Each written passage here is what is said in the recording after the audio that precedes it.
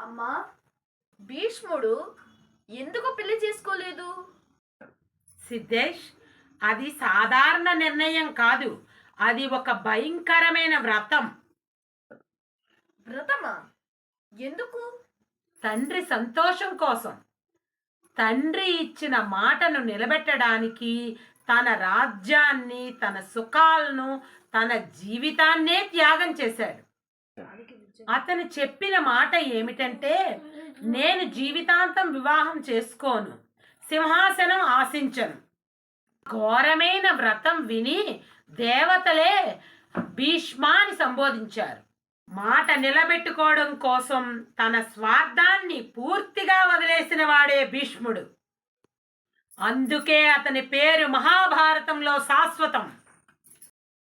అమ్మా, మాట ఇచ్చాక వెనక్కి తగ్గకూడదా? మాట చిన్నదైనా దాన్ని నిలబెట్టడం మహత్తరం.